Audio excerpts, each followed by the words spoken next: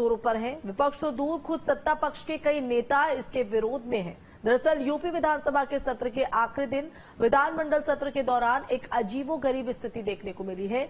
जिस नजूल संपत्ति विधेयक बुधवार को ध्वनि मत से पारित हो गया, वहीं विधान परिषद से इसको मंजूरी नहीं मिल सकी। बीजेपी प्रदेश अध्यक्ष भूपेंद्र चौधरी ने विधान परिषद में बिल को प्रवर समिति में भेजने की मांग की है, जिसके बाद कई और सदस्यों ने भी सहमति जता दी, जिसे अब इसे प्रवर समिति को भेज दिया गया है। वहीं अब 2 महीने बाद जब प्रवर समिति की रिपोर्ट आएगी, तब इस पर आखिरी फैसला हो पाएगा। तो एनडीए के सहयोगी अनुप्रिया पटेल इस पर विरोध जता चुकी हैं। वहीं इससे नए कानून की बात करें तो नजूल की जमीन का मतलब उन संपत्तियों, जमीनों से होता है जिनका लंबे वक्त तक कोई वारिस नहीं मिलता है। इस स्थिति में ऐसी जमीनों पर राज्य सरकार खुद अधिकार कर लेती है।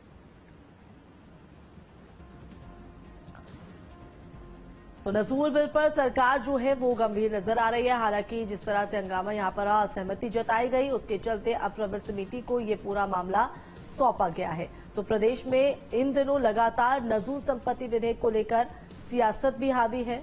और संवाददाता अविनाश भी हमारे साथ लाइव जुड़ गए। अविनाश, आपका रुख करेंगे। प्रदेश में इन दिनों लगातार ये जो मुद्दा है वो गरमाया हुआ है, सियासत इस पर जारी है। हालांकि जिस तरह से असहमति जताई गई है, उसके बाद प्रवर समिति को ये सौंप दिया गया है, तो इंतजार करना होगा अभी इस विधेयक को लेकर।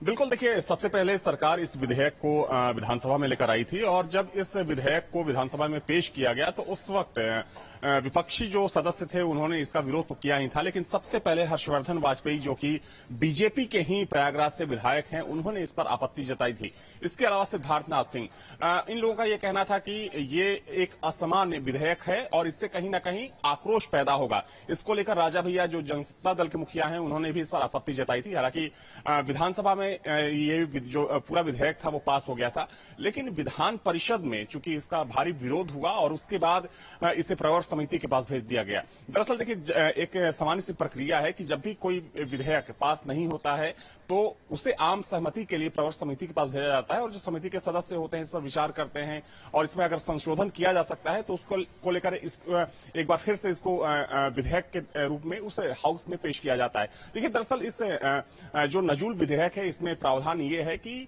नजूल की जमीनों पर जो अवैध कब्जा है या जिसने भी असंवैधानिक तरीके से घर बनाया है, मकान बनाया है या कोई भी व्यावसायिक प्रतिष्ठान बनाया है, उस जमीन पर सरकार एक बार पुनः कब्जा करेगी और उस अवैध कब्जा को हटाएगी। लेकिन जो सदस्य थे, जो विधायक हैं, जो इसका विरोध कर रहे हैं, चाहे विपक्षी विधायकों की बात करें या फिर जो सत्ता पक्ष विधायक हैं उनकी बात करें, जानना चाहेंगे क्योंकि जो ये विरोध जताया जा रहा है, जो न सिर्फ विपक्ष बल्कि जो सत्ता पक्ष के लोग हैं वो भी अपना विरोध जताते नजर आए, जिसमें अनुप्रिया पटेल का भी नाम सामने आ रहा है। इस विरोध के पीछे वजह अगर जाने जाए तो क्या कुछ वजह?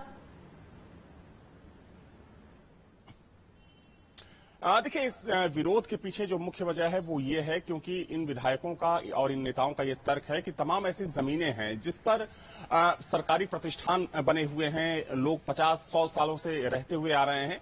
तो वैसे में, और देखिए सबसे बड़ी बात यह है कि खास तौर पर अगर हम नजूल की जमीनों की बात करें तो सबसे ज्यादा जो शहरी आबादी है वहां पर इसका प्रभाव देखा जाता है कि शहरों में ही नजूल की जमीनों पर लोग बस्तियां बसाए हुए हैं या लोग घर बनाकर या कुछ भी कर रहे हैं। जो विधायक हैं सत्ता पक्ष और विपक्ष के, उनका तर्क यह भी है कि तमाम ऐसी नजूल की जमीनें हैं जिस पर सरकारी प्रतिष्ठान बने हुए हैं। तो वैसे में अगर ये विधेयक पास होता है और ये कानून बनता है, इसे लागू किया जाता है, तो आम लोगों के साथ साथ क्या सरकारी प्रतिष्ठानों को भी हटाया जाएगा और यही तर्क है और इसी को लेकर इस पर विरोध है। बिल्कुल, तो लगातार इस बिल पर सियासत तेज है, लेकिन अभी जिस तरह से विधानमंडल में हमने देखा है कि विधान परिषद में विरोध जताया गया है, प्रवर समिति को यहां पर भेजा गया है। इंतजार तो करना होगा, लेकिन एक बड़ी चुनौती भी होगा इसको धरातल पर उतारा जाना।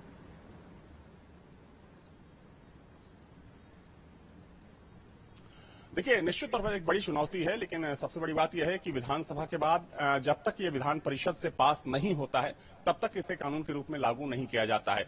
और अगर कानून के रूप में लागू कर भी दिया जाएगा तो देखिए सरकार के सामने एक बड़ी चुनौती होगी, एक पूरा मैकेनिज्म सरकार को डेवलप करना होगा, क्योंकि देखा जाए तो ऐसी लाखों की संख्या में संपत्तियां होंगी, जमीनें होंगी, जिस पर लोग घर बनाकर रह रहे हैं, प्रतिष्ठान बनाकर रह रहे हैं, या फिर जो सरकारी कब्जा है वो है। तो निश्चित तौर पर सरकार को इस कानून को लेकर हालांकि ये माना जा रहा है कि इसमें संशोधन भी किया जा सकता है और कुछ ऐसे प्रावधान है जिनको अलग से डाला जा सकता है। लेकिन कुल मिलाकर कह सकते हैं कि सरकार के लिए एक बड़ी चुनौती है इस कानून को लागू करने में।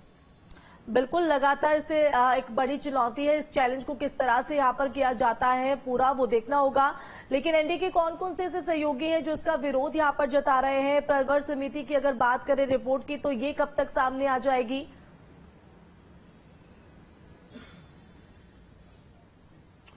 देखिए, जहां तक सवाल विरोध का है तो इसमें तो सबसे बड़ी बात यह है कि भारतीय जनता पार्टी के ही कुछ जो विधायक हैं वो इसका विरोध कर रहे हैं, जिन्होंने खुलकर आपत्ति भी जताई हाउस के अंदर।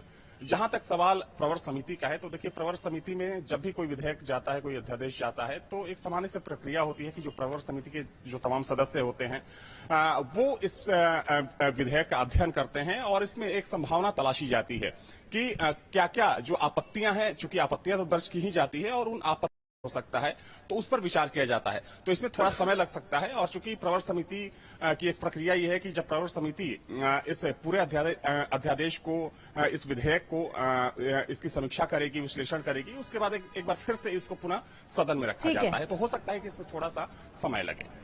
चलिए, बहुत शुक्रिया तमाम जानकारी देने के लिए अविनाश। तो एक बड़ी चुनौती होगी क्योंकि सत्ता पक्ष के लोग ही इस पर सवाल यहां पर खड़ा करते नजर आ रहे हैं।